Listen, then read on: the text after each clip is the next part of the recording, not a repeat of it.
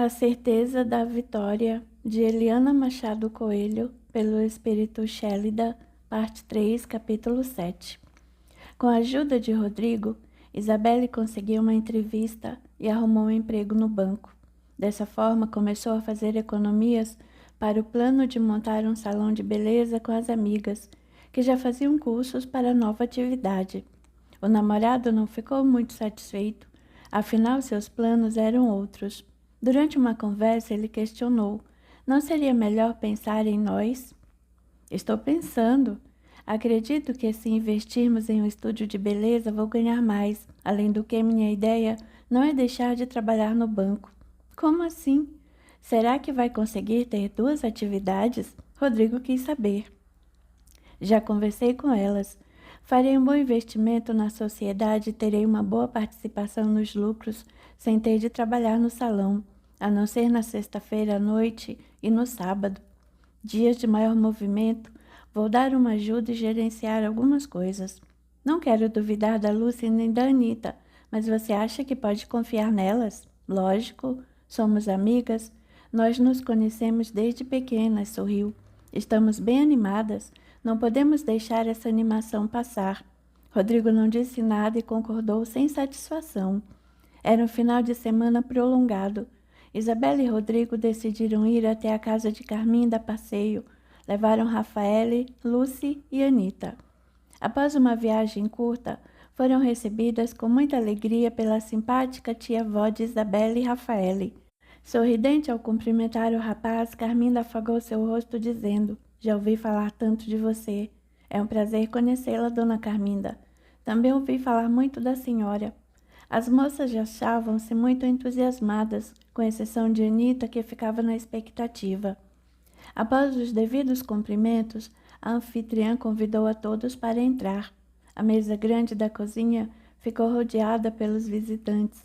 Carminda serviu café, biscoitos e bolo que ela mesma havia preparado. Rodrigo parecia um tanto apreensivo. Lembrou-se das histórias sobre a tia de Isabelle ser médium e saber a respeito de certas coisas antes de falarem.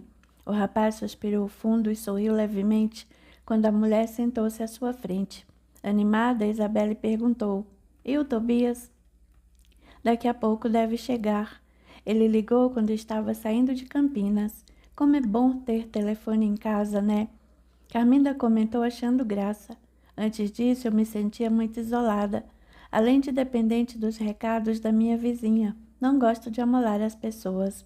Os vizinhos aqui não são tão perto. Reparei isso no caminho, Lucy comentou. A gente se acostuma a viver em sítio, Carminda disse. Os vizinhos são longe, mas somos mais unidos. Um conhece o outro, ajuda o outro. Eu gostei daqui. Acho que me adaptaria a morar em uma cidade do interior ou um lugar assim, tornou a jovem. Ah, pois eu não, disse Rafaele. Não sei como minha tia consegue ficar aqui neste fim de mundo. Quando Isabelle me disse que a senhora morava perto de Campinas, pensei que fosse mais próximo do centro, mas não, aqui pertence à cidade de Vinhedo. É mesmo, Rodrigo. Estamos em Vinhedo, apesar de que Campinas é bem mais perto do que o centro, afirmou a mulher, percebendo que ele conhecia a região, entretanto não disse nada. A senhora mora aqui há muito tempo? Questionou o rapaz. Desde que me casei. No começo senti falta da cidade grande de São Paulo. Hoje não me vejo em outro lugar. A vida aqui é bem tranquila. O terreno da senhora é enorme. Gostei muito daqui, disse ele. Temos muitos pés de frutas, uma boa horta. Carminda admitiu. Os vizinhos são muito bons. Trocamos algumas coisas que produzimos ou então damos uns aos outros o que não consumimos nem vendemos. Tem uma pessoa que compra e leva nos bairros para vender. É um homem que vem aqui 2 vezes por semana. E a senhora é mesmo quem planta? Tornou ele querendo saber. A maioria das coisas sim. Porém tem um senhor que vem aqui para carpir todo o mato, remover a terra, montar canteiros, rachar lenha. Ele faz o serviço mais pesado. Eu não teria o menor dom para mexer com terra, disse Anita sem qualquer ânimo. Deus me livre. Carminda serviu-os com mais café e voltou-se para o jovem perguntando: você faz o quê? Trabalho em um banco. Acabei de comprar aquele carro. Olhou para a porta, indicando com gesto singular: ainda estou pagando. Trabalhamos na matriz do banco, tia. O Rodrigo me arrumou um emprego lá. Por que você preencheu os requisitos quando fez entrevista e teste? Lembrou o namorado. Vamos montar um salão de beleza, Anita comentou, quase o interrompendo. Não vejo a hora, não suporto o trabalho que faço. Acha que vai dar certo, tia? Perguntou Isabelle. Quando existe caráter, empenho e honestidade, toda a sociedade dá certo. Vai depender de vocês. Dona Carminda, isso não foi uma resposta, pareceu mais um conselho. Anita comentou como se retrucasse. Mas é um conselho? A senhora sorriu ao afirmar, e também uma resposta foi enigmática. Tia, Rafael cortou-a mudando de assunto. A senhora acha possível eu receber uma carta psicografada da minha mãe? Tudo é possível, Rafael. A Rafa agora deu para querer carta da nossa mãe. Isabela explicou, mas não parecia de acordo com a irmã. Acho que devemos deixar nossa mãe descansar em paz. Eu quero saber como ela está. Quem sabe vem algum conselho, uma orientação talvez. Orientação para o quê, Rafael? A tia perguntou. Para a minha vida? Eu fui a mais prejudicada desde a morte da nossa mãe. Fui a que menos fiquei com ela. Era a caçula, mais dependente. Uma mãe sempre deseja o melhor para um filho e sempre daria conselhos para que seguisse um bom caminho, disse Carminda, indagando em seguida. Olhando para você hoje, o que acha que sua mãe diria? Na espiritualidade, Dulce respondeu que tivesse mais juízo, continuasse os estudos para ter uma profissão. O que vai fazer da vida só com o ensino médio? Rafaela se emocionou sem saber a razão, depois falou. Sei lá o que minha mãe diria para mim. Eu ia querer ouvir dela. Certamente não iria gostar de saber que terminou o ensino médio e não vai fazer uma faculdade ou um curso profissionalizante. Iria gostar menos ainda de vê-la para cima e para baixo com aquela turma que não vale nada. Anita comentou sem trégua. Minhas amigas são minha família, tá? Não é da sua conta o que eu faço ou não, retrucou a jovem. Mas o que acha que sua mãe está sentindo ao ver o que você está fazendo ou o que não está fazendo? É só pensar e vai ter uma resposta. Aliás, em vez de uma carta, você receberia um livro inteiro sobre as opiniões dela. Anita riu. Enquanto isso, na espiritualidade, Dulce mostrava-se zangada com a situação da filha. Desejava que Carminda oferecesse bons conselhos para Rafaele. Ao mesmo tempo, no plano espiritual e um nível que Dulce não conseguia perceber, Florina e Herculana observavam. Como é difícil, no nosso estado, vermos os filhos seguindo por caminhos tortuosos por suas más escolhas, comentou Herculana. Nós aqui lastimamos as escolhas de Dulce, que por sua vez lamenta as escolhas da filha Rafaele, reparou Florina. Meu querido filho Antônio também errou muito.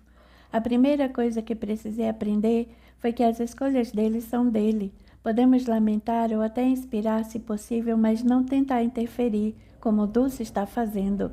Ela não percebe que não pode fazer nada no estado em que se encontra, tornou Herculana.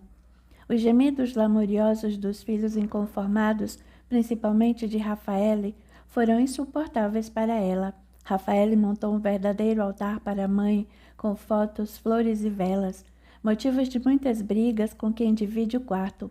E todas as vezes que fica frente a esse altar, olha fotos e chora, emana energias grosseiras que causam muito sofrimento em Dulce.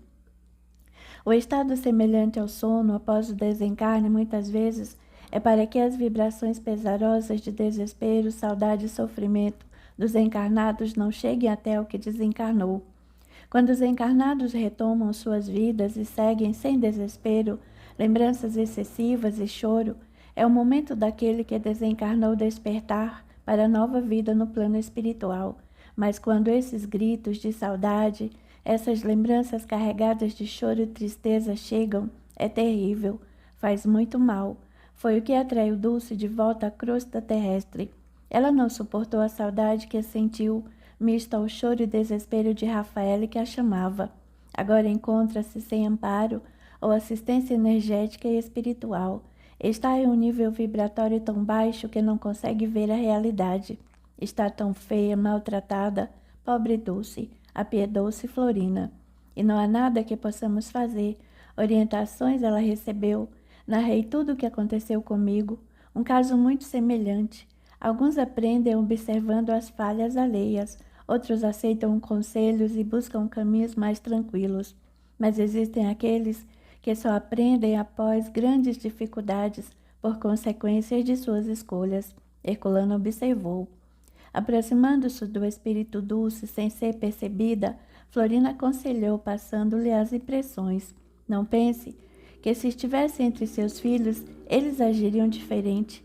Não vai conseguir fazer nada por eles. É o momento de cuidar de você, minha filha. Sair desse estado. Não deve continuar junto aos encarnados, está sofrida. Os cortes e machucados que causaram seu desencarne estão expostos e você está com fortes impressões deles. Ore, minha filha, ore. Rogue para ser socorrida e voltar para o lugar de onde saiu. Muito transtornado, o espírito Dulce não conseguia ver o que acontecia na própria espiritualidade. O estudo vai fazer muita falta para Rafaele. Ela terá problemas por causa das amizades, das falsas alegrias. Ela precisa pensar em uma profissão. Está indo para o mau caminho. Um instante Dulce reclamou irritada e chorando. A Isabelle: esse rapaz está mentindo para ela. Minha filha precisa saber que o pai dele me matou. Ela precisa saber. E o Ailton, meu filho coitado, está deprimido. Não come, não dorme, só estuda. Ninguém vê isso. Preciso fazer alguma coisa por eles. Faço falta na vida deles. Eu deveria estar viva junto de vocês. Aproximando-se de Carminda, protestou. E você não faz nada? Por que não diz que estou aqui e quero ajudar? Desesperava-se.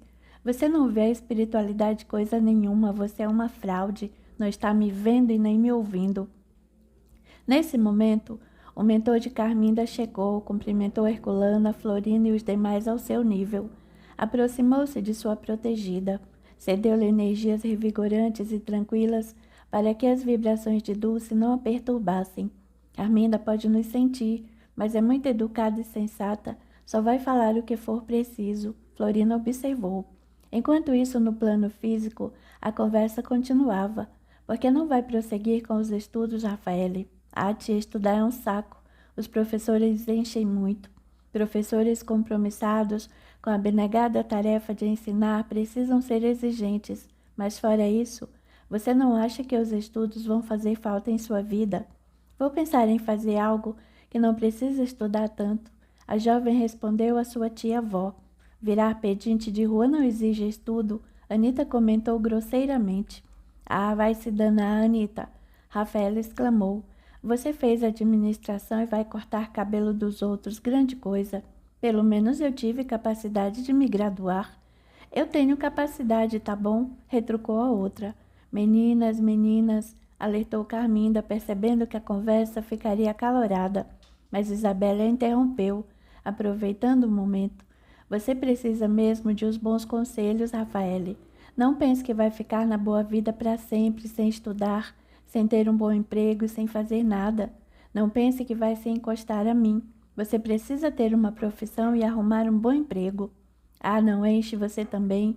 Dizendo isso, Rafaele se levantou de modo abrupto e foi para fora da casa.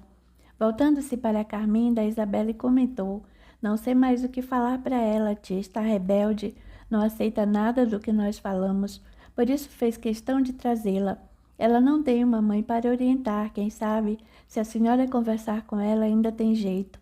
Anita se levantou e disse, vou fumar lá fora, preciso de um cigarro, com licença. Lúcia a acompanhou.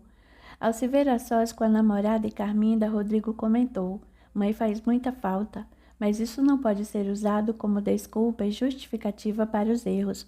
A Rafaela é bem grande e inteligente. Ela tem condições de escolher as companhias e tomar decisões assertivas na vida. Às vezes acho que usa a ausência da mãe para justificar as escolhas erradas. Você tem razão, Rodrigo. A senhora concordou. Outro dia Isabelle me disse que você é espírita. Sim, sou. Sorriu acrescentando. Pelo menos tento ser, dona Carminda. Rindo junto, ela considerou, sabe, nós reencarnamos para nos melhorarmos e vencermos nossos vícios e nossas más tendências, abandonarmos hábitos não saudáveis e evoluirmos. É esse o objetivo de Deus, nos dar tantas oportunidades nas reencarnações. Desencarnamos, olhamos nossa história de vida e enxergamos tristemente as coisas erradas, os enganos tolos, o egoísmo e as mesquinhezas da nossa parte, que atravancaram nossa evolução. Isso nos dá um sentimento de culpa. O desejo verdadeiro e sincero de todos nós, espíritos que somos, é evoluir.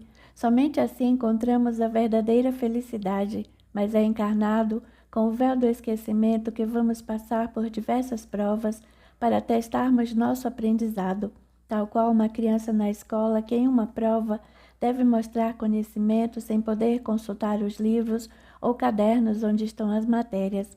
Encarnados, vamos atrair situações e companhias que vão testar nossa capacidade de escolher, e aí teremos de ser fortes nas provas contra as más tendências.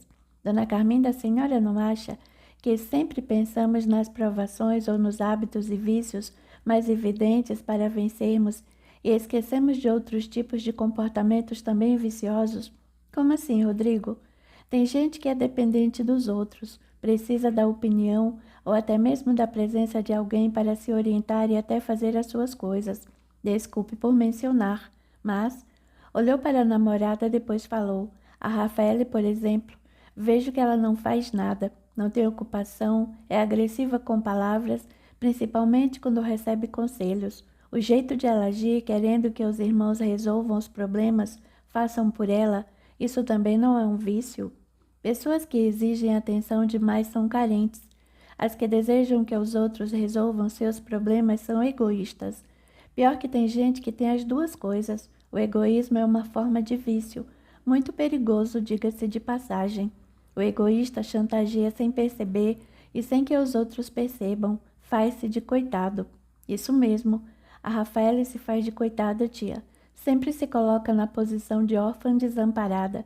Eu entendo que cada um tem o seu tempo de crescimento, mas precisamos nos esforçar um pouco para aprendermos mais rápido tudo o que precisamos e não nos tornarmos um peso para os outros.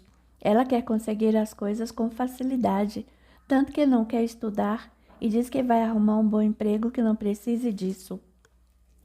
A vida sempre ensina essas pessoas, filha. Elas vão atrair para si situações complexas de grandes provações, como dependência ou solidão. Mas pessoas assim acabam usando muitos outros, tornou Isabelle. Ficamos desgastados. E só não se deixar usar. Dizer não é uma alternativa muito boa. Não dar importância às suas queixas é outra, aconselhou a tia. Temos que pôr um limite ou dar um prazo para não sermos usados. Esse é o problema da Isabelle. Ela tem dificuldade de dizer não. Carminda olhou para a sobrinha, ofereceu leve sorriso e comentou. Isabela é insegura na maior parte do tempo, quando não confia demais nas pessoas. Ai, tia, falou com jeito mimoso. É verdade, afirmou a senhora, mas vai ter que aprender a ter suas próprias opiniões e tomar decisões. Eu tenho medo de falhar, por isso peço a opinião dos outros, disse a moça tentando se justificar. O que a senhora acha que devemos fazer quando não temos uma opinião formada ou não sabemos que atitude tomar? Aconselha-se com pessoas equilibradas, experientes e que te queiram bem é uma coisa, outra é aceitar a opinião de qualquer um.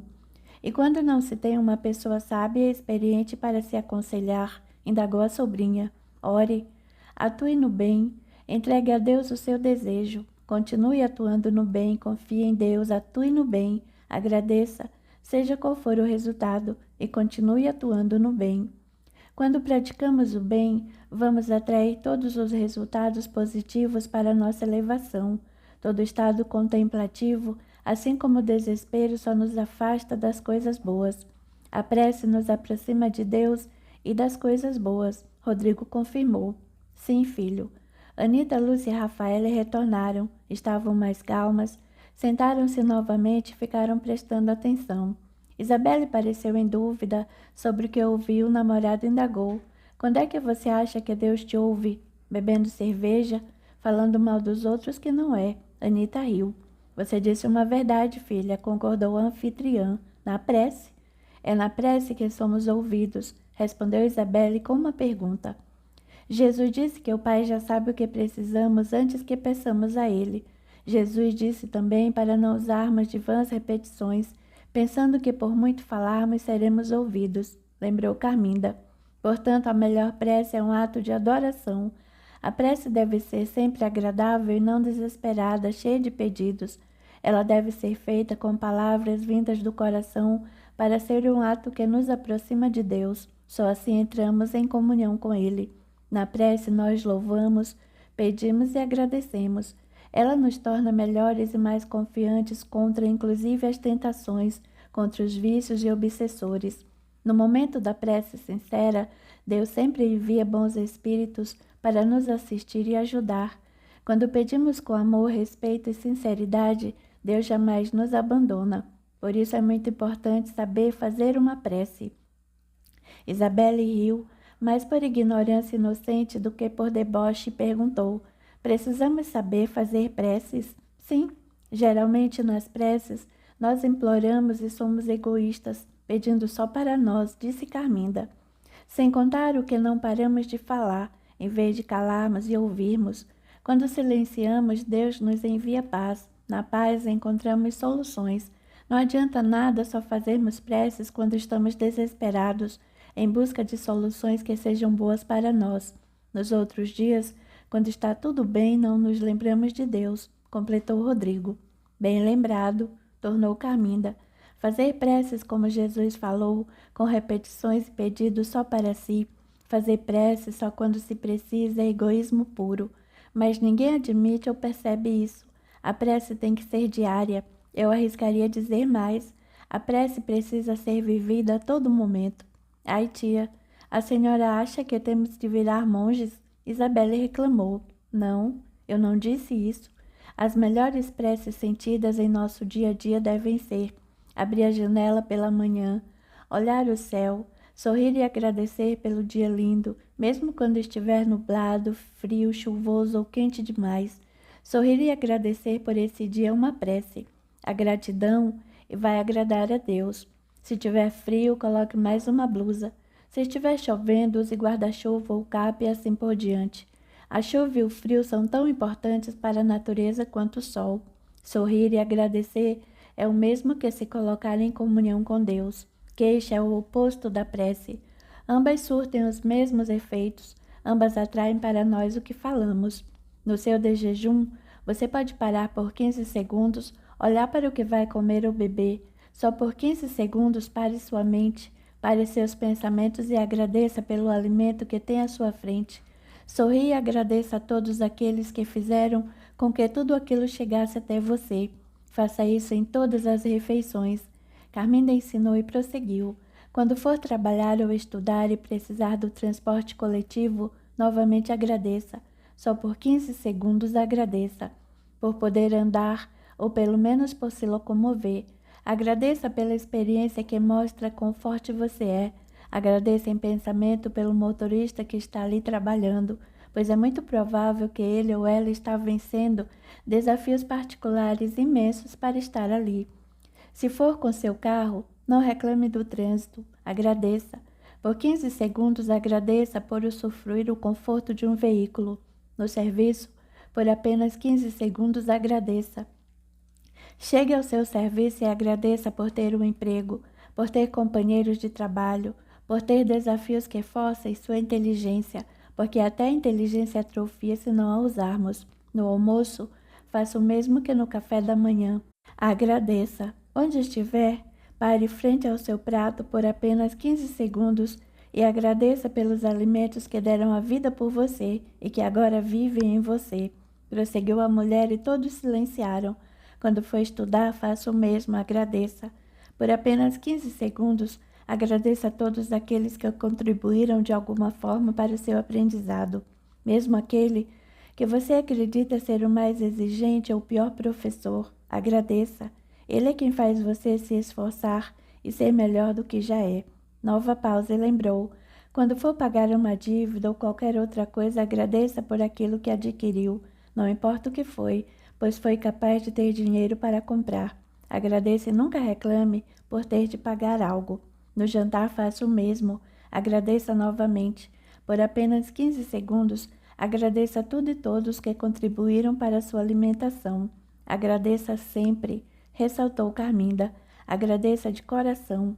Tudo, exatamente tudo que agradecemos volta para nós, para a nossa vida.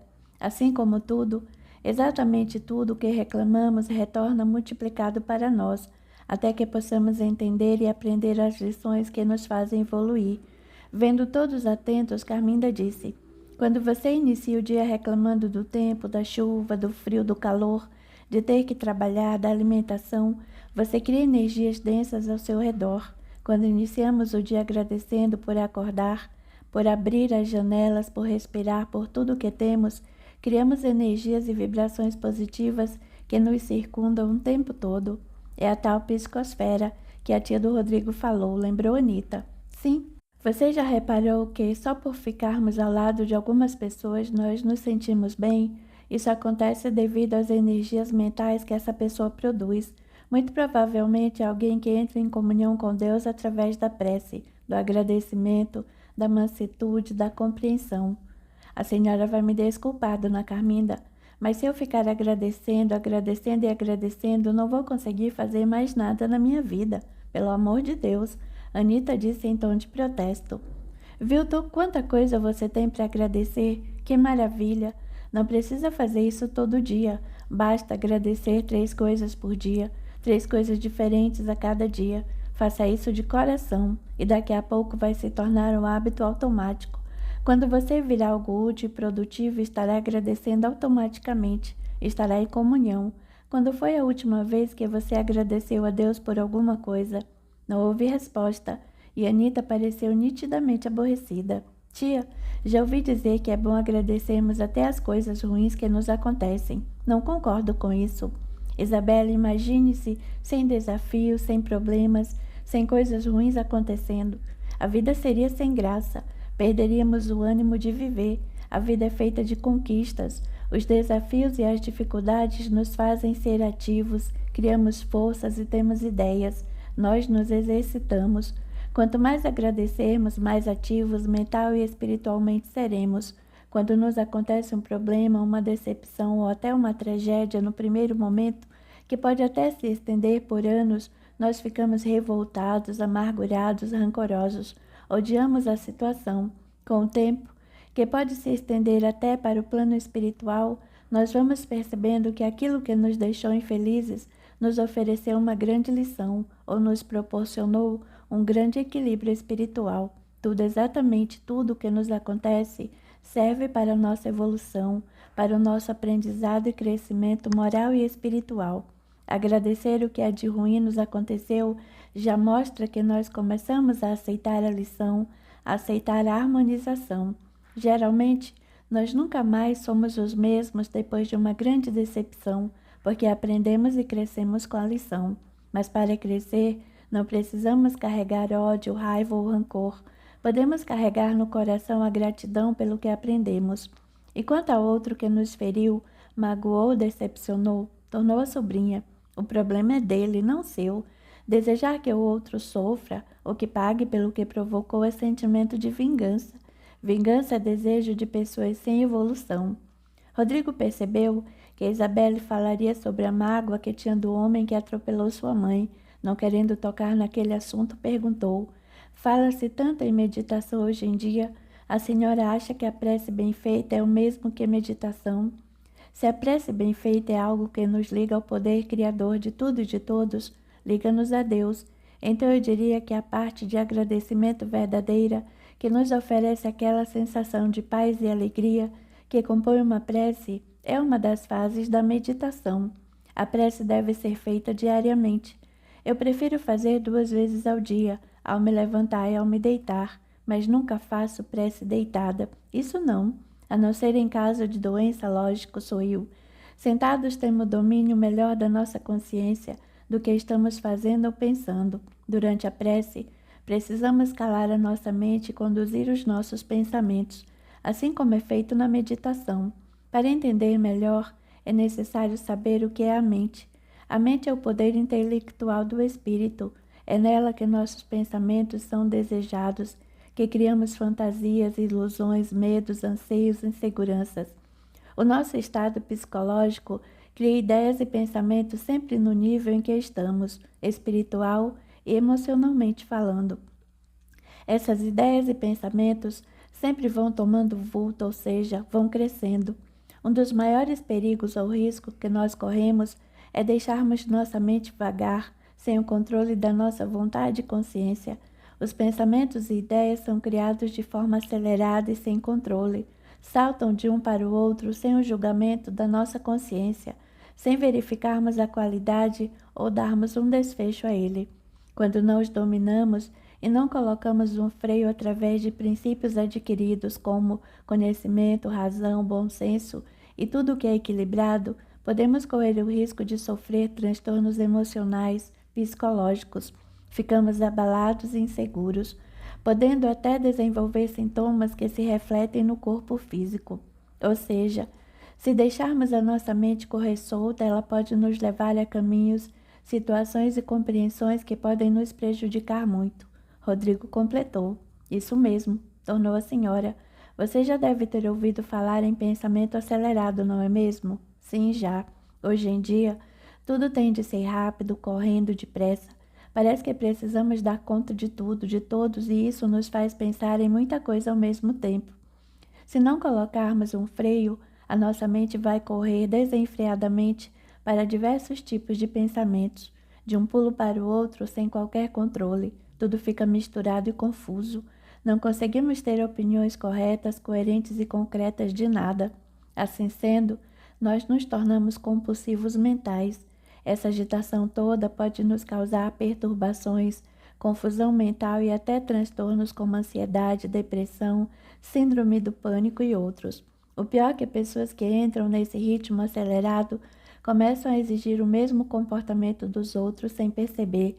Elas começam a ter pressa em tudo, querem que as coisas aconteçam logo e tenham resultados satisfatórios de acordo com o que elas desejam. Pessoas assim, que vivem nessa agitação, passam a vida sem perceber a utilidade da vida.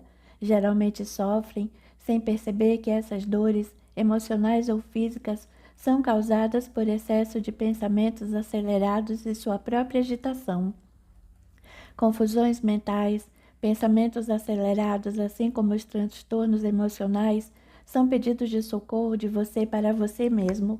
O seu eu interior está dizendo: ei, pare, organize sua casa mental, arrume a bagunça que está aqui, tire o lixo ou se desfaça daquilo que não precisa mais dentro dessa cabeça e coloque com tranquilidade e bom senso coisas novas, úteis e necessárias para sua paz e evolução.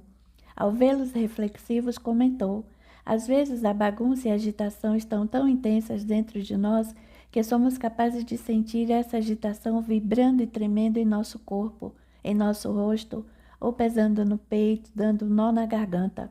Parece que o coração dói. Sentimos um vazio, não sei o que é de errado, uma tristeza sem sentido. E tudo isso porque nos controlamos, não controlamos a nossa mente, não dirigimos, não direcionamos ou não dominamos os nossos pensamentos com a nossa vontade. Não oferecemos um freio. Ao perceber leve sorriso no rosto de Rodrigo, entendendo-lhe o questionamento, disse, olhando nos olhos: então você me pergunta, mas como é que eu vou conseguir colocar um freio na minha mente? Como é que eu vou dominar os meus pensamentos? Rodrigo sorriu largamente, mostrando os dentes. Carminda sorriu também e respondeu às próprias perguntas. Enquanto agirmos, pensarmos, falarmos e sentirmos com precipitação e sem refletir, não vamos dominar a nós mesmos. Então devemos parar e pensar por um momento antes de falarmos, de agirmos, de sentirmos. Verificar se aquilo que falamos, se o que vamos fazer, escrever, pensar e sentir é necessário mesmo. Se precisa ser daquele jeito e com aquela intensidade, pois aquela intensidade raivosa, irada, é o que vai envenenar a nós primeiro. Fez breve pausa e prosseguiu. O conhecimento e reflexão sobre religiosidade, filosofia e verdades absolutas nos oferecem princípios bons, úteis e saudáveis moral e espiritualmente para aprendermos a ter uma boa opinião e boa conduta, para selecionarmos o que vamos colocar para dentro de nossa cabeça, em nossos pensamentos. Isso vai começar a ter ótimo efeito de nós para nós mesmos, Passaremos a ter princípios e valores equilibrados com fé raciocinada. Dessa forma será mais fácil controlar a impulsividade. Vamos colocando freios nos sentimentos e pensamentos precipitados, acelerados e com os quais não precisamos sofrer. Passamos a entender que não vai adiantar em nada a agitação, a pressa e o desespero, que tudo tem uma razão de existir e um fim adequado, pois Deus não erra. Com princípios e valores, deixaremos de acreditar em pessoas manipuladoras e só querem atenção para si sem nos magoarmos com elas, pois vamos entender que aquilo é o melhor que podem ser, no estágio evolutivo em que se encontram. Vamos abandonar o sentimento de culpa por algo que possamos ter errado, para adquirirmos o sentimento de fé em nós mesmos, para fazermos e exemplificarmos corretamente o que for preciso. Com verdadeiros princípios e valores, não vamos precisar perdoar qualquer pessoa, pois vamos deixar de nos magoar ao entendermos que o outro fez o que deu para ele fazer, dentro daquele momento infeliz que nos feriu. Compreenderemos que Deus não erra e que aquele suposto mal foi o melhor para a nossa evolução. O silêncio reinou por longos minutos. Carminda desejava que aquelas palavras fossem registradas por todos. Sabia que todos ali precisariam aprender sobre perdão em alguma fase de suas vidas. Após algum tempo, Rodrigo comentou: por isso é que é bom termos conhecimento e não ficarmos iludidos ou cegos, acreditando-se dono da verdade. É bom saber que até para fazermos prece, precisamos de conhecimento. A prece deve ser a primeira e não a última alternativa em nossas vidas, disse Carminda. A prece bem feita e também a meditação são remédios para todos os males que fustigam e castigam a nossa mente e que, se não controlados, desaguam como doenças em nosso corpo físico e espiritual. Isso deve ser um hábito diário e não somente quando precisamos. A correria do mundo moderno está fazendo as pessoas levarem a agitação e a pressa para a prece também. Orações prontas e decoradas, palavras repetidas que quase não se presta atenção. Que efeito terão? Não houve resposta. Para alcançarmos a verdadeira prece, louvarmos e adorarmos o Pai Criador, recebermos as bênçãos, ou seja, as energias benéficas que ela nos traz, é preciso que nos dediquemos por um tempo relativamente curto, se observarmos os grandiosos benefícios que vamos ter. Aguardou um momento, olhou para Rodrigo e disse: respondendo à sua pergunta de como a prece deve ser feita, devemos ficar sozinhos em nosso quarto ou em outro ambiente. Fechar a porta, se possível, para não sermos interrompidos. Sentar, aquietar o corpo e a mente. Para isso, respire fundo algumas vezes. Depois não interfira mais na sua forma de respirar, mas preste atenção no ar, entrando e saindo dos seus pulmões. A ciência comprova que a respiração profunda, feita lentamente, acalma, revigora e nos deixa mais conscientes. Ela acalma a mente acelerada. É verdade. Já ouvi falar disso e já pratiquei, disse o rapaz, aproveitando-se da pausa. Para saber se está fazendo correto, quando respirar e encher os pulmões, faça uma contagem de tempo tranquila. A mesma contagem que se usa para inspirar deve ser usada para expirar, direcionando a atenção para o ar, como se estivesse percorrendo o caminho do ar que entra pelo nariz, percorrendo para dentro do corpo até chegar aos pulmões e também o contrário. Pode-se imaginar nesse instante que o ar é como uma luz que ilumina o nosso interior e se expande. Isso mesmo. Depois de algumas vezes sua mente vai se acalmando e o efeito tranquilizante na mente e no corpo começa a ser sentido. É impressionante. Eu também faço isso, contou Carminda. Esse exercício não será encontrado nos livros da codificação, tornou o rapaz. É verdade, Rodrigo. Mas Kardec, o codificador do Espiritismo, ensina-nos que se a ciência comprova estar correto, fiquemos com a ciência. E esse exercício usado antes da prece é algo muitíssimo bom. Ele faz com que fiquemos conscientes do que estamos fazendo e nos deixa bem tranquilos e elevados. Nossa, tia, estou fazendo tudo errado, exclamou Isabelle, que riu com gosto. Eu já começo pedindo para Deus afastar toda a gente ruim e fofoqueira do meu caminho. Riu novamente. Sempre é tempo de aprender, filha. Comece procurando se acalmar com esse exercício de respiração. Respire tranquilamente, preste atenção na sua respiração. Fique atenta e traga o seu pensamento de volta ao que está fazendo naquele momento. Será um exercício e terá de se corrigir só no começo, depois vir a prática. Quando se sentir calma, comece um diálogo de agradecimento por tudo que você tem, por ter acordado, pelo dia que está vivendo. Procure calmamente lembrar-se de tudo. Se tiver necessidade, peça ajuda a Deus ou ao seu anjo da guarda para a solução e aceitação de alguma coisa, para aliviar a tensão mental. Peça também pela paz no mundo, para o nosso país, para as outras pessoas, família, amigos e inimigos. Desejo bem, muita luz para as pessoas que você considera ruins e fofoqueiras. Se não vibramos verdadeiramente para o bem e para a prosperidade dos outros, não somos dignos de recebermos o bem e a prosperidade em nossa vida. Faça prece como acabei de falar. Isso vai acalmar sua mente, seu corpo. Vai organizar seus pensamentos e fazer com que lhes surjam novas e boas ideias e oportunidades. Com a prática diária, vai ver o quanto sua vida pode melhorar. Aí nem vai se lembrar da existência de gente ruim e fofoqueira. Isso não terá qualquer importância para você. Anita suspirou fundo e falou, como se reclamasse. Vejo que assunto sobre preces está em moda. Havia um tom de deboche na sua fala. Vou fazer outro café e vocês podem conversar sobre o que quiserem. Sorriu com simplicidade e se levantou. Não, tia, não precisa. Isabelle disse. Precisa sim. O Tobias já está aí. Ele gosta de café fresquinho. Carminda respondeu. A água nem havia fervido quando o carro de Tobias estacionou no quintal da casa. Rodrigo e Isabelle se entreolharam e sorriram sem dizer nada. Lucy pareceu hipnotizada e ainda refletindo sobre tudo o que tinha ouvido. Enquanto Rafael debruçou a cabeceira sobre os braços e não disse nada, nem pareceu ter ouvido tudo aquilo. Capítulo 8. Tobias e Rodrigo pareciam amigos de longa data. Conversaram muito sobre vários assuntos e trocaram ideias, não se largaram. Isabelle, Anita e Lucy passaram boa parte do tempo sentadas nas redes da varanda ou no pomar. Percebendo que Rafaela era mais isolada, Carminda foi até ela, enquanto observava as energias inferiores que a rodeavam. A moça estava sentada no balanço que havia uma árvore no fundo do quintal. Não balançava, girava as cordas lentamente, deixando distorcerem-se sozinhas em seguida. Tudo bem? Oi, tia. Surpreendeu-se e olhou-a sorrindo em seguida. Vejo que está tão quieta. Ah, tia. Falou de um jeito mimoso. A senhora sabe que eu não gosto muito do interior. Não tem nada para fazer aqui.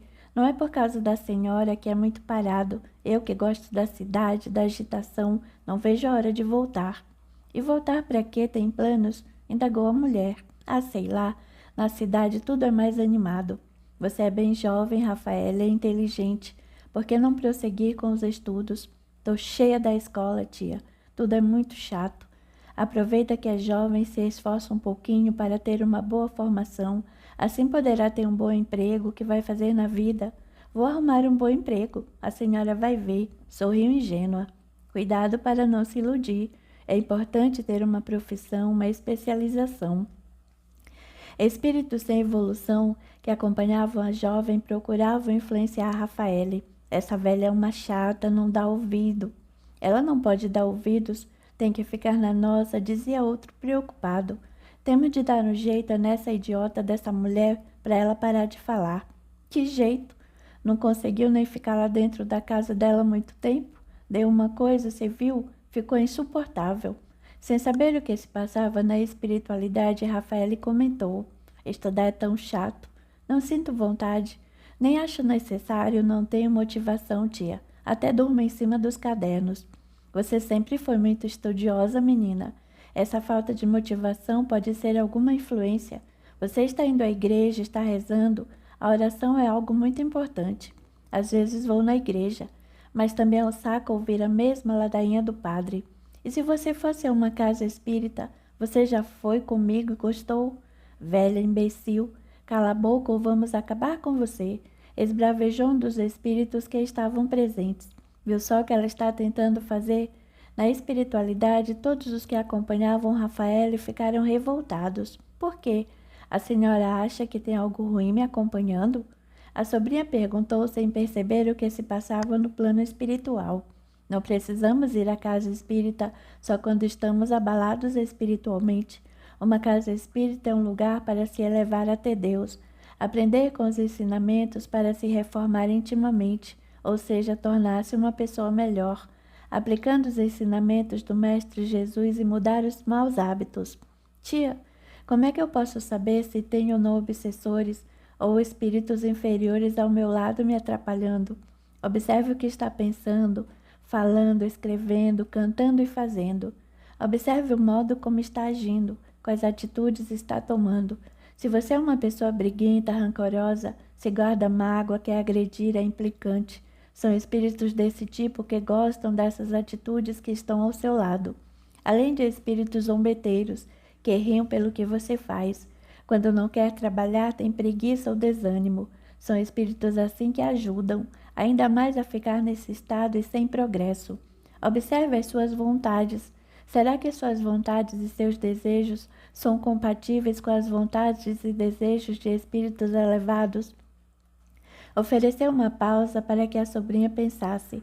Certamente o espírito esclarecido que tem conhecimento quer ajudar o encarnado a ser melhor, intelectual ou moralmente. Não vai estar ao lado de pessoas que não querem prosperar. A atitude de ficar sem propósito e sem vontade é perda de tempo para espíritos assim. O que eles estariam fazendo ao seu lado? Vou arrumar um bom emprego, tia, a senhora vai ver. Não tenho preguiça não, eu sou esperta. Procure orar e peça a Deus que ajude você a encontrar um objetivo, uma tarefa que a faça feliz. Frequente uma casa de oração que lhe agrade. Vou fazer isso. Vou procurar um centro para receber uma carta psicografada da minha mãe. Para que você quer isso, Rafaele? Quero saber como ela está. Quero que ela me dê um sinal, umas orientações, sei lá. Eu andei falando com uma colega. A mãe dela trabalha no centro espírita. Então eu dei o nome da minha mãe, uma foto, data que ela nasceu e faleceu, endereço e tudo mais. Aí minha colega trouxe de volta. Diz que a mãe dela falou que não é assim que funciona, que o telefone toca de lá para cá, que não é qualquer médio que pode trazer psicografia. Fiquei com raiva da má vontade dela, nem converso mais com essa colega. Mas ela está certa, Rafaele. Não é assim tão simples trazer uma psicografia de uma pessoa falecida. Primeiro, não basta ser médio para trazer uma mensagem. Segundo, há vários tipos de médios, cada um com um atributo mediúnico diferente em determinado grau. Por exemplo, uma pessoa que é médio escrevente ou psicográfico pode escrever com espíritos do seu nível. Acontece que nem todos os espíritos terão o mesmo nível de sintonia desse médium. Então, esse pode trazer uma mensagem de um espírito amigo para confortar o encarnado que deseja a carta psicografada, mas não consegue ser instrumento para outro desencarnado que quer enviar outra mensagem. Além disso, o desencarnado de quem se deseja a carta tem de estar em condições de enviar alguma notícia, coisa que nem todos estão. Como não tem condições de mandar notícias? Quando desencarnamos, não ficamos à toa sem fazer nada, a não ser espíritos de baixo nível. A maioria de nós passa por um período de adaptação, de refazimento, até entender sua condição de desencarnado. Normalmente, após se dar conta de que o corpo de carne está morto, o espírito passa por aprendizagens inúmeras. Logo em seguida, coloca-se geralmente em condições de trabalho e auxílio a outros irmãos. Isso é a média. Mas existem também os que ficam em condições difíceis após o desencarne. Geralmente são aqueles que, quando encarnados, agiram em desarmonia com as leis de Deus, com vários fatores morais e espirituais. Então, pensa junto comigo. Um espírito que está em uma grandiosa tarefa de socorro, ou um espírito que está em um curso, ou em aprendizado espiritual importante para sua evolução, pode largar o que está fazendo para vir aqui, na crosta terrestre, na hora em que um parente achar um médio que esteja afinado com ele para mandar uma mensagem. É difícil, concorda? Não existe metrô das colônias para cá, não? Sorriu. Nem tampouco um espírito que pode largar algo importante que esteja fazendo. E se esse desencarnado não estiver em condições boas, ele nem vai saber como isso funciona. Apesar de um espírito que tenha sido socorrido, pode nem saber como isso funciona.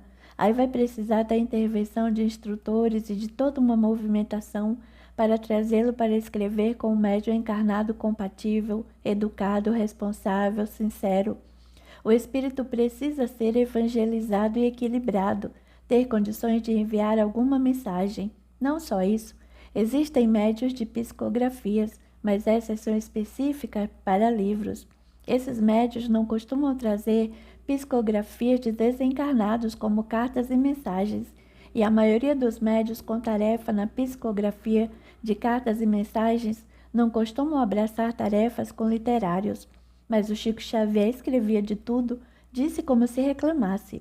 O Chico tinha uma missão especial, principalmente para sua época, quando o espiritismo começa a despontar e chamar a atenção. Chico Xavier era um médium completo. Ele teve uma razão para reencarnar assim, apesar de que o Chico não era médium orador como Divaldo Franco, por exemplo.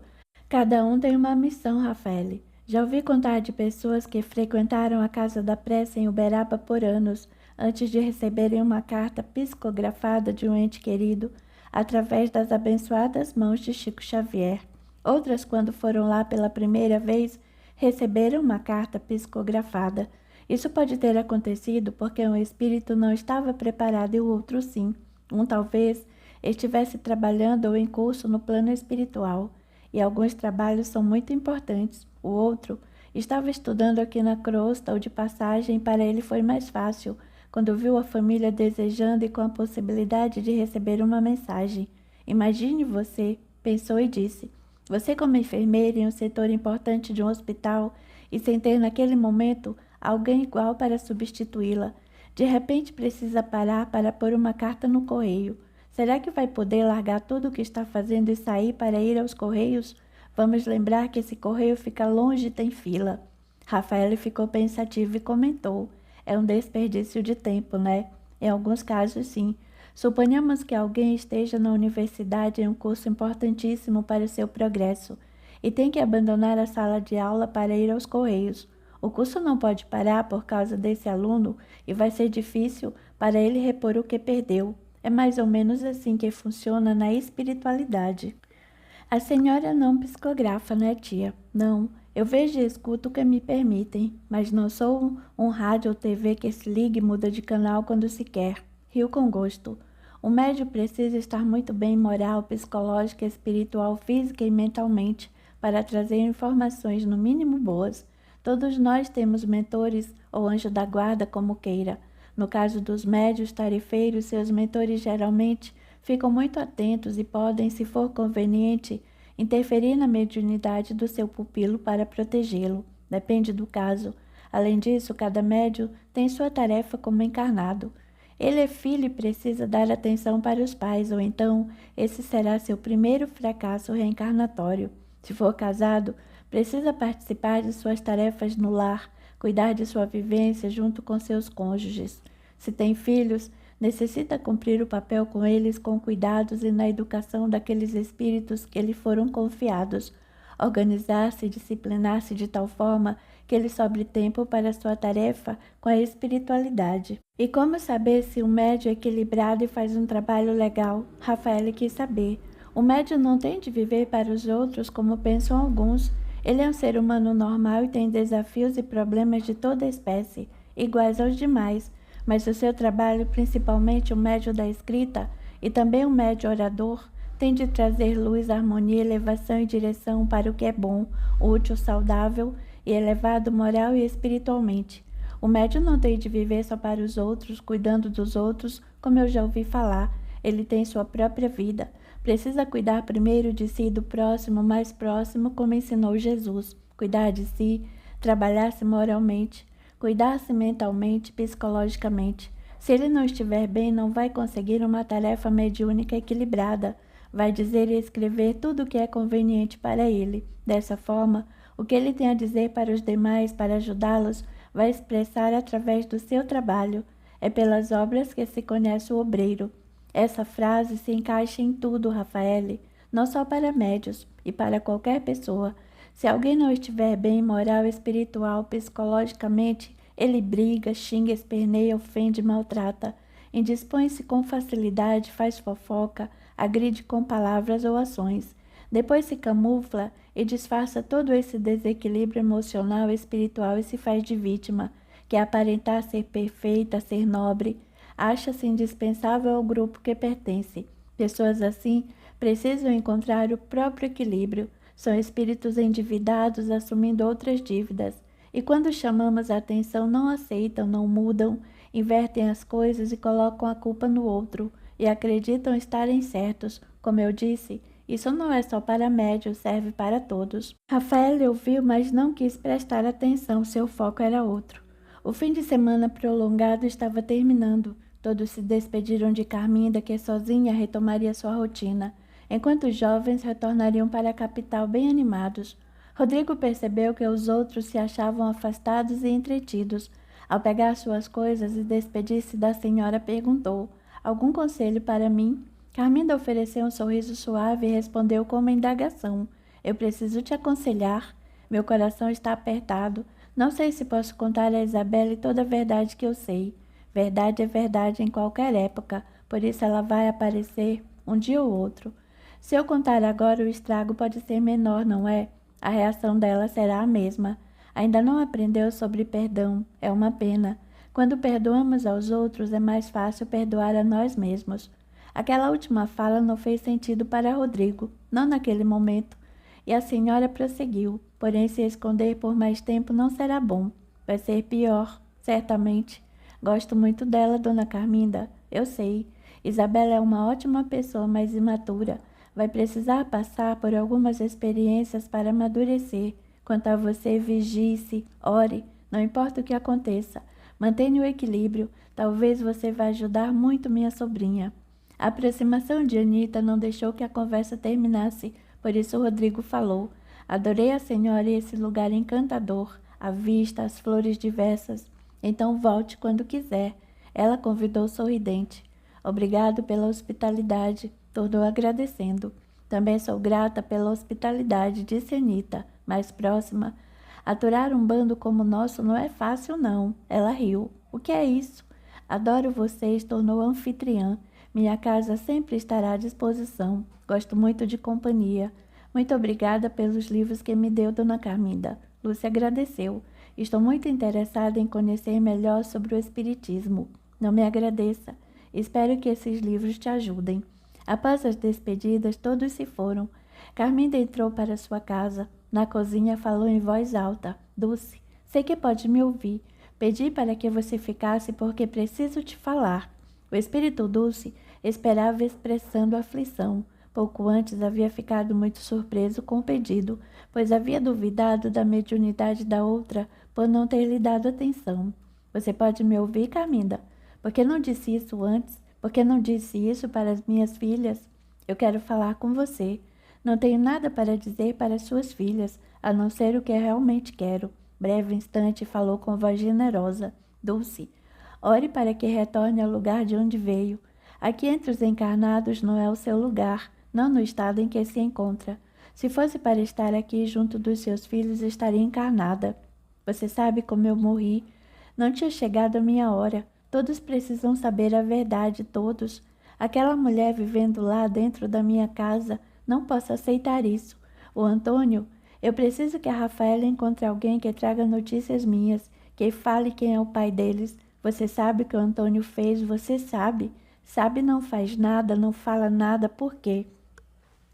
Porque com os olhos do corpo físico eu não vi nada, com os ouvidos do corpo físico eu não ouvi nada. Respeito o dom que me foi dado e trago como lema: se fosse para eles saberem, eles também saberiam como eu." Em tom mais brando aconselhou: "Minha querida Dulce, assim que chegou ao plano espiritual, você foi recebida com tanto carinho, tratada com tanto amor. Esteve nos braços de sua mãezinha, foi orientada porque não aceitou. Como ficar lá, lembrando de como desencarnei, foi um erro, foi injusto. Deus não erra, minha querida. As coisas vão ficar melhores para você se rogar ajuda e aceitar o socorro. Olhe para você, veja o seu estado. Dessa forma está sofrendo e não está ajudando a ninguém. Meus filhos precisam de mim, precisam saber o que aconteceu comigo.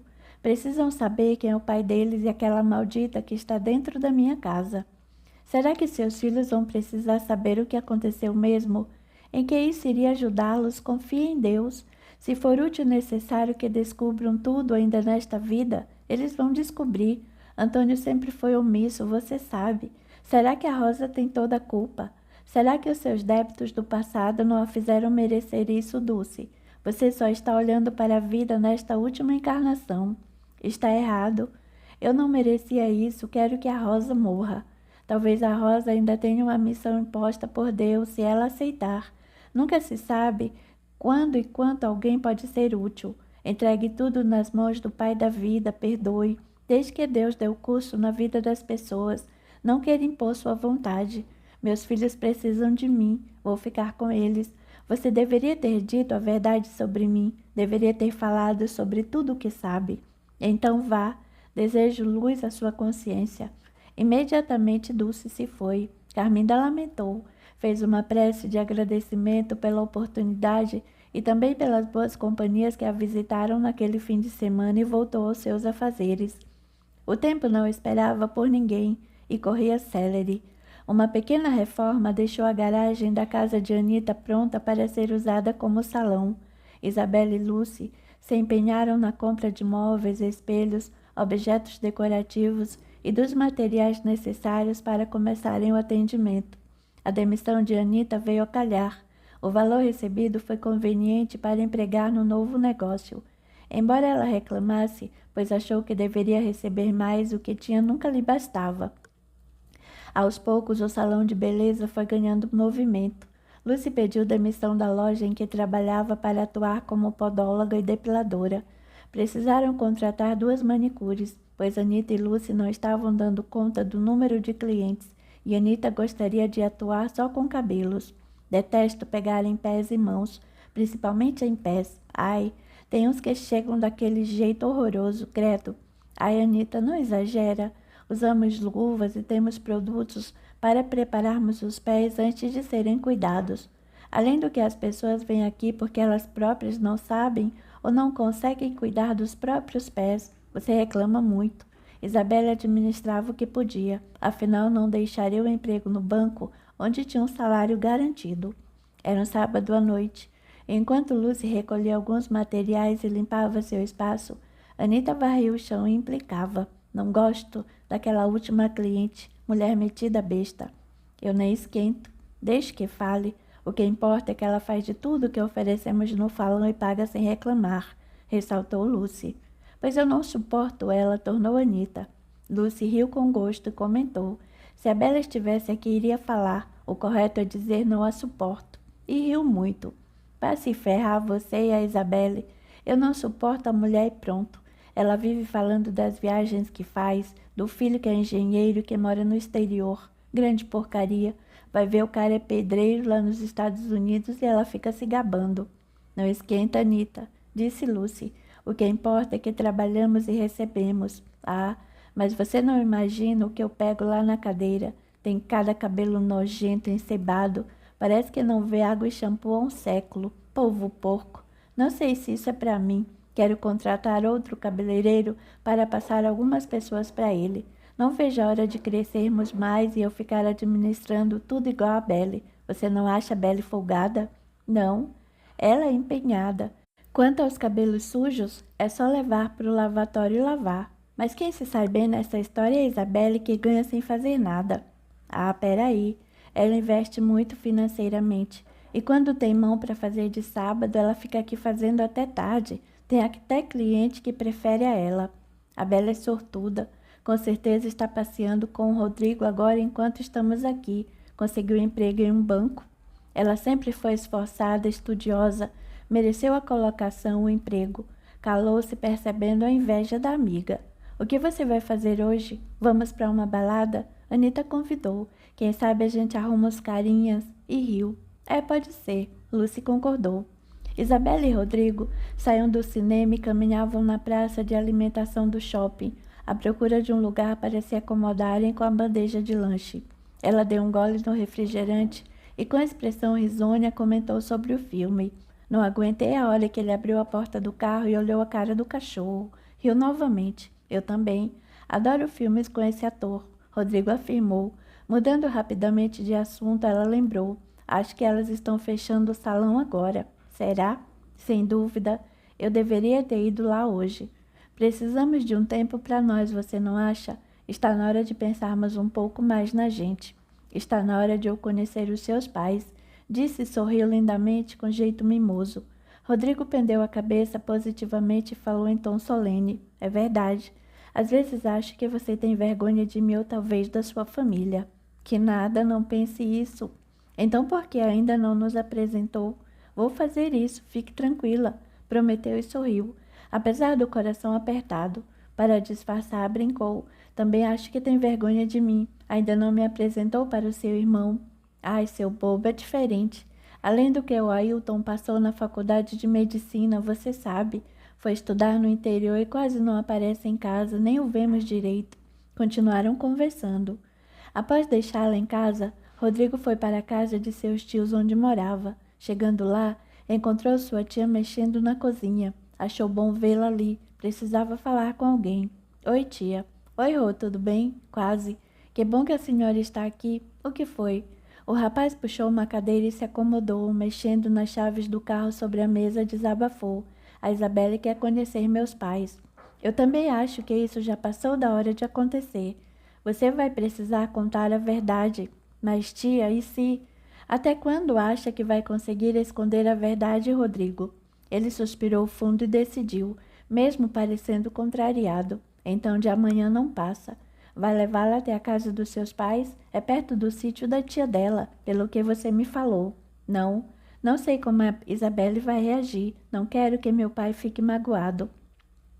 A Belle conhece você o suficiente. Está na hora de ela saber. Não creio que vai reagir. Acho que vai ficar chateada, mas ela já te conhece bem. Vou trazê-la aqui. Será melhor para conversarmos. Tudo bem, como você quiser. Na tarde do dia seguinte, Rodrigo foi até a casa de Isabelle. Estacionou o carro e entrou pelo portão que já estava aberto. Chegando à porta da sala, já pôde ouvir os gritos de Rafaela e Vera que não se entendiam por coisa alguma. A casa estava mal arrumada e cheirava falta de limpeza. Não demorou, Isabelle apareceu, surpreendendo-se por vê-lo ali parado. Oi, beijou rapidamente. Pensei que viesse me pegar mais tarde. Achei melhor vir agora, preciso conversar com você. Nossa! Ela sorriu, pois não revelou a preocupação que lhe surgiu no momento. Ficou ansiosa. Você parece tão sério. O namorado só retribuiu o sorriso e ela decidiu. Vou me arrumar, sente aí. E não repara. Vai lá, eu espero. Aproximando-se do rapaz, o espírito dulce o rodeou e reclamou. Você não deveria estar com ela. Seu pai tirou a minha vida. Tudo isto nesta casa aconteceu por culpa dele. Você está enganando a minha filha. O medo começou a crescer nos sentimentos de Rodrigo. Sem entender o que era, suspirou fundo, levantou-se do sofá e foi para fora. Debruçou no portão e ficou olhando a rua. Algum tempo depois, Isabelle apareceu. Demorei? Não. Olhou de cima a baixo, sorriu e falou. Você está linda. Beijou-a rapidamente e depois disse. Vamos, vamos. Capítulo 9. A verdade. Sem demora, chegaram à casa dos tios do rapaz que ficava longe para ir a pé. Catarina recebeu-a bem como sempre. Sabendo a razão de o sobrinho tê-la trazido ali, deixou-os à vontade na sala e foi para a garagem para junto do marido. Você quer alguma coisa, água, refrigerante? Não, nada, obrigada. Ela respondeu e achou estranho. Algo pairava no ar. O rapaz pareceu não ouvir. De um jeito mecânico, pegou 2 copos com água e colocou sobre a mesa, um perto dela e com o outro na mão sentou-se ao seu lado. Ai, Rodrigo, estou ficando ansiosa. Você está tão estranho, agindo com tanto mistério. É que tenho um assunto muito importante para falar com você. Isabelle sentiu o coração apertado e até um mal-estar tomou conta dos seus sentimentos. O que foi? Do que se trata? Ao seu lado, ele ajeitou a cadeira e ficou sentados frente a frente. Pegou em uma de suas mãos, olhou em seus olhos e falou. Isabelle, eu gosto muito de você. Eu te amo. A jovem sorriu e retribuiu com carinho na voz. Eu também te amo. Você não imagina como esse momento está sendo difícil para mim. Fez breve pausa e prosseguiu.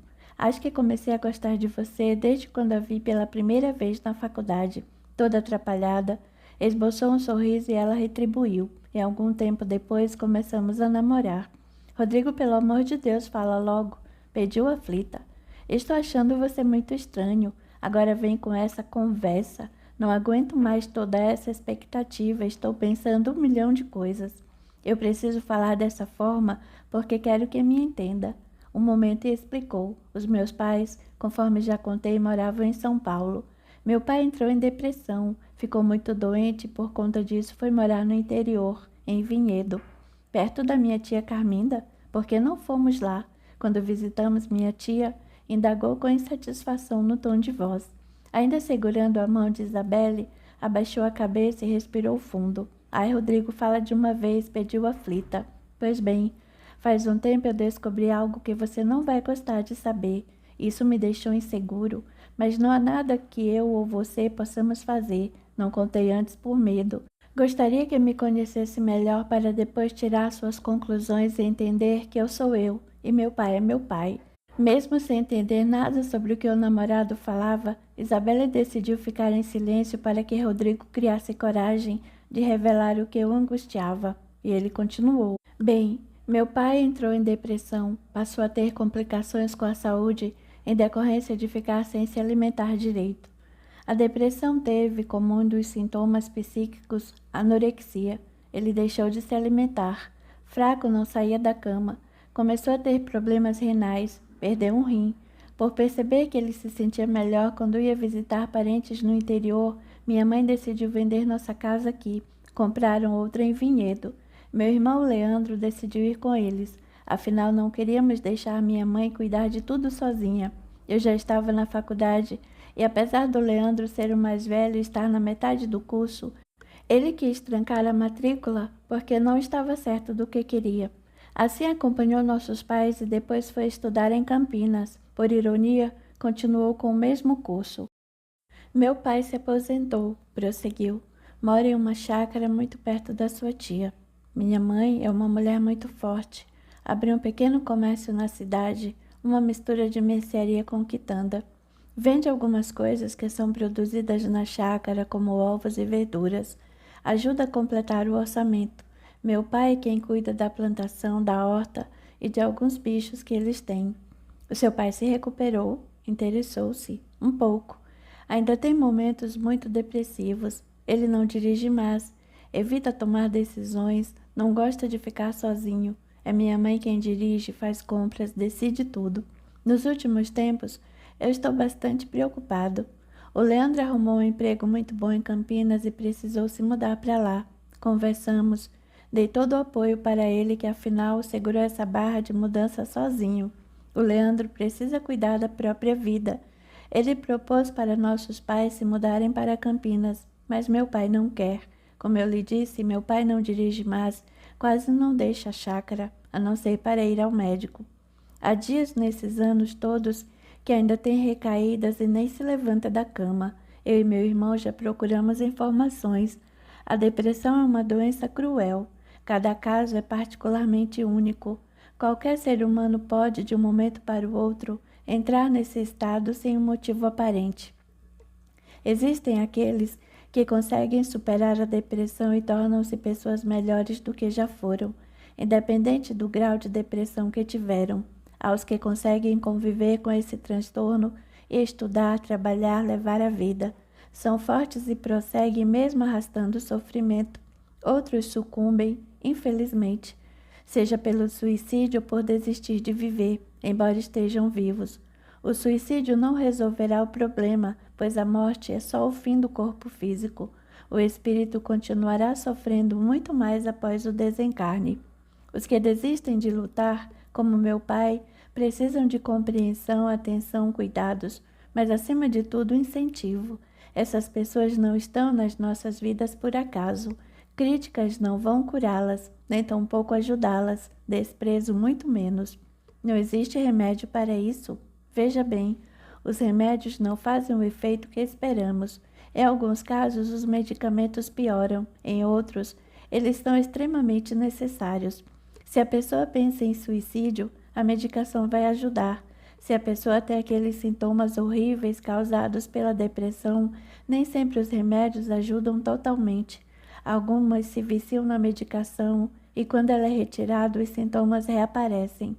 Quando se melhora por causa da medicação, deve-se aproveitar a melhora e mudar hábitos, ter novos costumes, atitudes mais positivas, cuidar da saúde em todos os sentidos. Alimentar-se bem, fazer atividades físicas, sair, passear, ter uma religião equilibrada, trabalhar no que gosta, mudar-se completamente, equilibrar-se em todos os sentidos. Tem gente que melhora com o remédio e não faz nada. Quando ele for retirado, tudo volta a ser como antes. Isso é muito complicado. Tomar remédio não significa curar a depressão. A pessoa necessita mudar a sua forma de viver, mudar seus costumes. Tudo que ela sempre foi e levou até ali é isso que precisa ser mudado. Seu pai usou remédios? No começo, sim. Ele fez psicoterapia e acompanhamento com um psiquiatra. O médico prescreveu uma medicação, depois outra e outra. Após um tempo, a ideia de suicídio passou. Ele procurou ajuda na religiosidade, passou a ler livros de Kardec e aceitar que passamos por situações para nos harmonizarmos. Embora não acredite que o que ele passou tenha servido para se harmonizar de alguma coisa, pois o deixou nesse estado horrível. Muita medicação prejudicou sua saúde e ele até perdeu um rim. A retirada dos remédios foi bem complicada. Tinha dia que ele passava na cama chorando, só permitia minha mãe no quarto. Chamamos uma psicóloga que eu atendia em casa. Aos poucos, passou a aceitar atividades físicas, caminhadas. Minha mãe adotou um cachorro de rua, um filhotinho abandonado que ficou enorme. Riu por se lembrar. Meu pai não queria no começo. Aí ela pedia para ele dar mamadeira para o cachorro. Ele fez isso por muito tempo. O cachorro nem mamava mais. Riu alto, mas meu pai não sabia. Ela dizia que tinha de dar comida na boca do cachorro ou ele ia morrer de fome, pois não sabia comer, e achou graça de novo. Fora isso, meu pai tinha de levar o alemão para passear 3 vezes por dia. Minha mãe dizia que o cachorro não podia ficar solto ou não voltaria mais. Ele ficava preso só dentro de casa. A contragosto, meu pai se levantava e ia. Parava para conversar com um e com outro. Até estranhos conversavam com ele por causa do cachorro. Isso ajudou muito no período de ele se levantar para fazer uma atividade e se distrair para deixar os remédios. Ele melhorou bastante. Passou a se alimentar melhor. Foi então que decidiram ir para a cidade de Vinhedo, interior de São Paulo. O cachorro ainda está com eles? Sim. Apesar de bem grande, dorme dentro de casa e tem um quarto só para ele. O alemão não larga meu pai. Tem outros cachorros que têm lugar bem apropriado para dormir e ficar, mas esse daí é o xodó. Contou que seu pai não acredita que o que ele passou tenha sido para sua harmonização. O que aconteceu que levou seu pai a esse estado? Rodrigo sentiu-se gelar, mas precisava responder. Meu irmão está muito empenhado no novo emprego, por isso vou precisar ir mais vezes até a chácara para visitar meus pais e gostaria de te levar. Estou contando tudo isso para que saiba que vai ser muito difícil para o meu pai te conhecer e você a ele. Por quê? Ele não gosta de conhecer pessoas? Não, não é isso. Olhando em sua alma através dos olhos, decidiu dizer: meu pai era um motorista de ônibus, sempre foi, até que um acidente aconteceu. Ele atropelou uma mulher. Rodrigo encarou o olhar mais duro que já tinha visto em Isabelle. Mesmo assim, prosseguiu. Ele ficou desesperado quando percebeu que a mulher faleceu. Nunca mais dirigiu, nunca mais foi o mesmo homem. Entrou em depressão e tudo mais que eu te contei. Ela baixou o olhar. Em segundos, Isabelle se lembrou de quando ele insistiu em dizer que o atropelamento e a morte de sua mãe não tinham sido um acidente. Rapidamente entendeu que disse aquilo porque seu pai havia atropelado alguém e queria justificar o fato. Em tom triste comentou: como você disse, foi um acidente. Sem encará-lo, sugeriu: para que o seu pai não sofra mais, se você quiser, não precisamos contar que minha mãe foi atropelada. De repente, se ele souber disso, como disse, vai ser difícil me encarar. Sorriu meigamente, disfarçando o travo amargo na voz ao perguntar: é por isso que não me levou para conhecê-los até hoje? Não é só por isso, Isabelle. É que meu pai se torturou e se tortura pelo acidente. Ele repetia que a mulher tinha uma vida pela frente e deixou o marido e 3 filhos. A namorada olhou fixamente e ele completou: o nome do meu pai é Nélio. Nélio Antônio de Alcântara Dutra. Foi a sua mãe que o meu pai atropelou e matou. De forma lenta, Isabelle pendeu negativamente com a cabeça e murmurou: não, não pode ser. Fechou os olhos por alguns instantes. Talvez pensasse estar em um sonho ou melhor, em um pesadelo. Isabelle, por favor. Ele não sabia o que dizer. Rodrigo já havia escutado a namorada culpar o motorista, que matou sua mãe milhares de vezes. Ela o queria condenado e preso. Acreditava que sua casa tornou-se um inferno por causa daquele homem. Não admitia chamar o ocorrido de acidente. Não, murmurou, olhando de modo indefinido. Tirando-o dos pensamentos enigmáticos, ela perguntou como se o acusasse. Você sabia? Sabia e mentiu para mim. Não, não menti. Eu omiti. Quando liguei os fatos e descobri, decidi não te contar. Eu fiz isso porque gostava muito de você. Queria que me conhecesse primeiro, para que soubesse quem eu sou. Quero que entenda, mesmo sabendo de toda a outra parte da história, do sofrimento do homem que se culpa até hoje por causa de um acidente.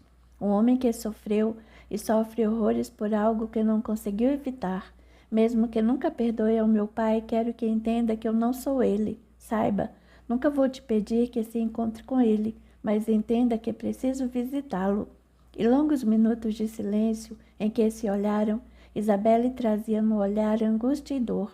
Levantando-se, ela não disse nada. Isabelle, por favor, diga alguma coisa. Você mentiu para mim. Não, não foi isso. Você não quer entender. Você mentiu. Mentiu sim. Gritou com lágrimas correndo pela face. Rodrigo levantou-se. Ao seu lado tentou tocá-la, mas a namorada se esquivou. Sente-se, vamos conversar. Não temos muito que conversar. Dizendo isso, Isabelle saiu. O extraordinário sacrifício de Rodrigo para explicar detalhadamente a situação de seu pai, tentando comovê-la com a difícil realidade, foi reduzido a pó. Quem sabe, Isabelle precisasse de um tempo para refletir sobre tudo aquilo. Quanto tempo seria? Naquele momento ninguém saberia responder. Sentimentos tempestuosos, regados a lágrimas, levaram Isabelle a desabafar com suas melhores amigas. No quarto de Anita, ao lado de Lucy, chorava enquanto dizia: ele não me contou. Descobriu tudo isso, ligando situações e não me contou nada. Não acho que o Rodrigo fez isso por maldade, Lucy opinou. Dá um tempo para você mesma até essa agitação passar. Discordo. Pense bem. Ele sabia de tudo isso e não falou nada. Não foi uma coisa legal da parte dele, manifestou-se Anita, afagando as costas da amiga que chorava deitada de bruços sobre a cama. Tem que pensar no lado dele também. Certamente o Rodrigo ficou tão assustado e chateado que não sabia o que fazer. A Belle contou que ele falou que queria que Ellie o conhecesse bem antes de saber de tudo. Isso foi correto. Ela poderia julgar ou compará-lo ao pai. Uma coisa não tem nada a ver com a outra. Na espiritualidade, havia um alvoroço como uma torcida dividida em opiniões, sem indulgência, compaixão e por gostarem de criticar, observando o lado negativo das coisas, espíritos que sempre acompanhavam Anita influenciavam-na. A ligação era tão estreita entre a encarnada e aquelas entidades que a jovem acreditava que as opiniões fossem dela. Por isso perguntou impiedosamente: mas como é que a Isabelle vai olhar para o Rodrigo sabendo que o pai dele matou a mãe dela? Credo, Anita. Lucy praticamente gritou. Você sempre fala coisas amargas e negativas. A verdade é o que é. Mas se a Belle não estava pensando nisso, agora vai pensar. Você precisava lembrar isso. Sem dar trégua para a resposta, indagou ao mesmo tom irritadiço. O que te aconteceu de tão horrível na vida para você destilar tanto veneno sobre a vida dos outros? Você só critica, reclama, só vê coisas negativas. Vai se danar, Lucy. Qual é? Qual é, digo eu. Não acha que os outros estão cansados do seu azedume, das suas negatividades e críticas? Você só destaca o lado ruim da vida dos outros. Pelo amor de Deus, precisamos entender que o sentimento do outro é sagrado demais para ser invadido e questionado. Nunca sabemos o tamanho da dor que um coração está suportando. Se não for para estender a mão, permaneça em silêncio. Agora que deu para ler esses livrinhos espíritas, deu para falar bonito, né? Olha para você, olha para o teu passado. Parem vocês duas, pediu Isabelle num grito.